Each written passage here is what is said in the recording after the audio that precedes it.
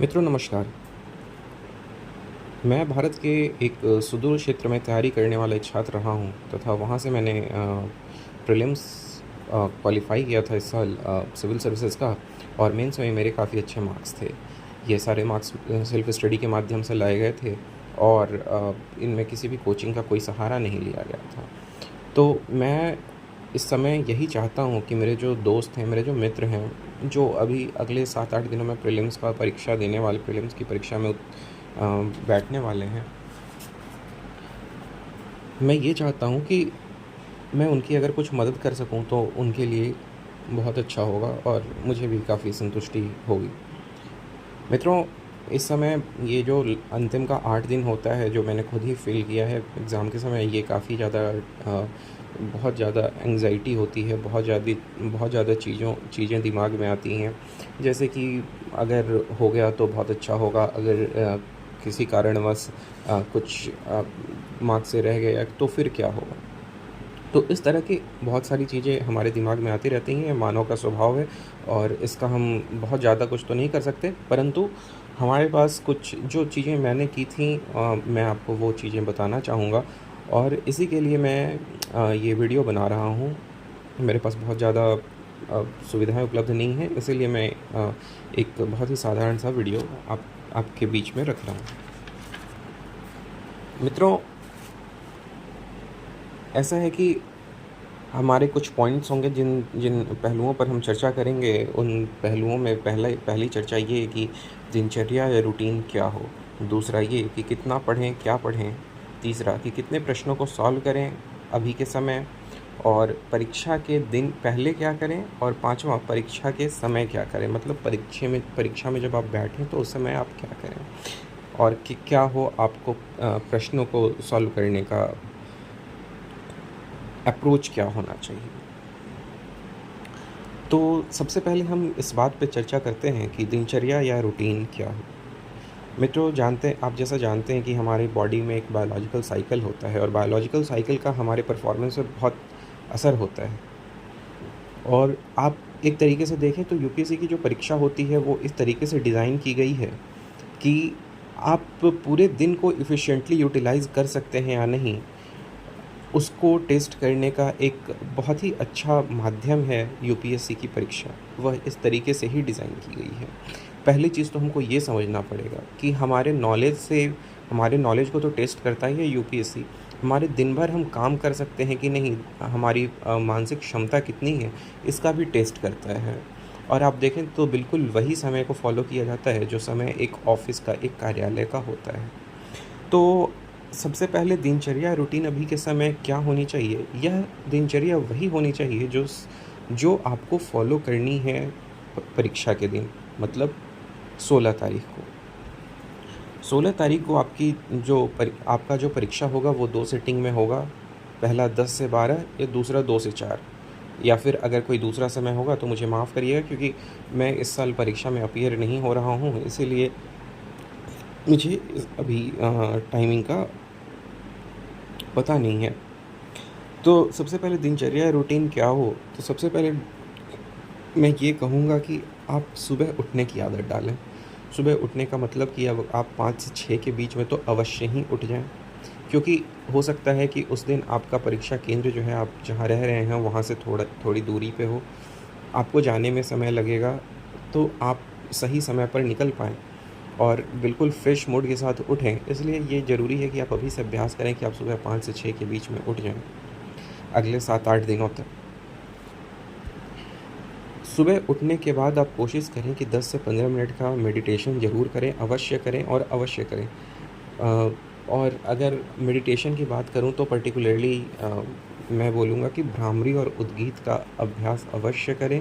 आपको बहुत लाभ मिलेगा परीक्षा के दिन, और आप आकर उसके बाद इस वीडियो के नीचे कमेंट करना कि आपको चीज़ों को याद करने में कितनी सुविधा हुई या असुविधा हुई। अगले 7-8 दिनों के लिए आप करें, आप अगले 7-8 दिनों में आपको फ़ायदा होगा इसका। दूसरा चीज़ ये कि सुबह उठकर आप वैसा ही खाना या वैसी ही चीज़ों को लें जैसा कि आप उस दिन परीक्षा के पहले लेंगे, क्योंकि उससे क्या होगा कि आपको उसी कंडीशन में पढ़ने की, लिखने की और सोचने की आदत पड़ेगी। तो और कोशिश करें कि कुछ तरल पदार्थ लें, कुछ लिक्विड लें, क्योंकि अभी का समय जो है काफ़ी गर्मी चल रही है और इस गर्मी में बहुत सारी कठिनाइयों का सामना करना पड़ेगा आपको। तो पूरी तरीके से हाइड्रेटेड रखें अपने आप को, बहुत ज़्यादा हेवी ना खाएँ, बाहर का ना खाएँ और कोशिश करें कि जितना घर का हो सके और जितना फल वगैरह हो सके वो खाएँ आप, ताकि आपके बॉडी का टेम्परेचर जो है वो मेंटेन रहे। दूसरा जो दूसरा ये है कि आप अपने दिनचर्या को 2 पार्ट में डिवाइड करें। आप 3 या साढ़े 3 घंटे के 2-2 पार्ट में डिवाइड करें। जैसे पहला मैं कहूँगा कि साढ़े 8 से साढ़े 12 का एक सिटिंग हो आपका, और दूसरा फिर 2:30 से साढ़े 6 का सिटिंग हो आपका। ऐसा मेरा मानना है। इससे करने से मैंने ऐसा करने का कोशिश किया था। इससे फ़ायदा क्या होगा कि साढ़े 8 से साढ़े 12 के बीच में जब आप कंटिन्यूअसली पढ़ाई करते हैं, तो इससे आपका दिमाग जो है उस समय चलने की अवस्था में होता है। उस समय आप पूरे एफिशिएंटली क्वेश्चंस को सॉल्व कर सकते हैं, उस पे आपका दिमाग काम करेगा। अन्यथा क्या होता है कि जो मेरा अपना खुद का एक्सपीरियंस है वो ये है कि कई बार ये होता है कि आपकी अगर आदत है रात में जगने का, रात में पढ़ने का, तो साढ़े 8 मतलब वो जो समय होता है उसमें नींद आती है और आपका जो दिमाग है और आपका जो पेन है, इनके बीच में समन्वय नहीं बैठ पाता है। इनके बीच में ढंग से कोऑर्डिनेशन नहीं बैठ पाता है, और ये 2-4 क्वेश्चन का नुकसान कराता है, ये आप मान कर चलें। मित्रों, ये चीज़ हो गई। और एक बात मैं और कहना चाहूँगा कि आप अपने सोने का समय भी ठीक कर लें। रात 10 से 11 के बीच अवश्य ही सो जाएँ। मित्रों, अगर मैं चलिए मैं इसको आगे चर्चा करूँगा कि परीक्षा के 1 दिन पहले क्या करना चाहिए। अब दूसरा चीज़ है कि कितना पढ़ें, क्या पढ़ें। तो जैसे कि मैंने कहा कि आपका 2 सिटिंग में आपकी पढ़ाई होनी चाहिए, साढ़े 8 से साढ़े 12 और 2:30 से साढ़े 6, या 2 से 6 कर लें आप इसको। इससे फ़ायदा क्या होगा कि आप बिल्कुल उस समय में एक्टिवेटेड रहेंगे जिस समय परीक्षा का समय होता है। कितना पढ़ें और क्या पढ़ें? तो अभी के समय में पढ़ना क्या है कि आपको जो है, जो पहला 1.5 घंटा हो, आप जैसे मान के चलिए 10 से 12 में एग्ज़ाम हो, तो आप अगर साढ़े 8 से 10 के बीच में साढ़े 8 से साढ़े 12 वाला आपका शेड्यूल है, तो आप साढ़े 8 से 10 तक तो आप रिवीज़न करें। क्या रिवीज़न करें वो भी मैं बताऊँगा और डिटेल्स में बताऊँगा। और उसके बाद 10 से 12 का जो समय है वो आप GS1 के प्रीवियस ईयर क्वेश्चंस को सॉल्व करें। मेरी बात को गांठ बांध कर रख लीजिए, प्रीवियस ईयर क्वेश्चंस को सॉल्व करें। आपका जो अगला सेटिंग होगा, जो 2 से 6 के बीच में या 2:30 से 6 के बीच में होगा, उसमें आपका पहला 1 से 1.5 घंटा CSAT के क्वेश्चंस को सॉल्व करने में लगना चाहिए, और उसके बाद का जो समय है वो आप रिवीज़न में दें। इससे क्या होगा कि आपको जो है UPSC के क्वेश्चंस को सॉल्व करने की एक आदत पड़ जाएगी। मित्रों, आप सोच रहे होंगे मैं बार बार दिनचर्या की बात क्यों कर रहा हूँ, क्योंकि आप मानिए मेरी बात, इसका बहुत फ़र्क पड़ेगा, इसका बहुत अंतर पड़ेगा आपके परीक्षा पर, और आप जाकर देखेंगे कि इतना करने से आपकी एफिशिएंसी बढ़ी है।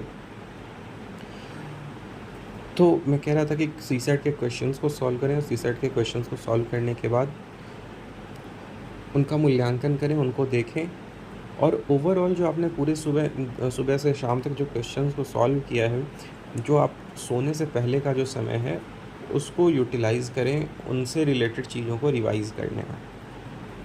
इससे ज़्यादा आपको अभी कुछ नहीं पढ़ना है, कुछ नहीं करना है, आप बस इतनी चीज़ों पर ही फोकस करें। तीसरा, सबके मन में सवाल आ रहा है कि भाई परीक्षा में जाएं तो कितने प्रश्नों को सॉल्व करें। देखिए, अभी का जो इस बार का जो कट ऑफ है वो 75 था। जनरल कैटेगरी का कट ऑफ 75 था। 75 का मतलब ये होता है कि आप 37 से 38 मतलब 37 to 38 क्वेश्चंस को अगर आप करेक्ट सॉल्व कर पाते हैं तो आप अंदर थे।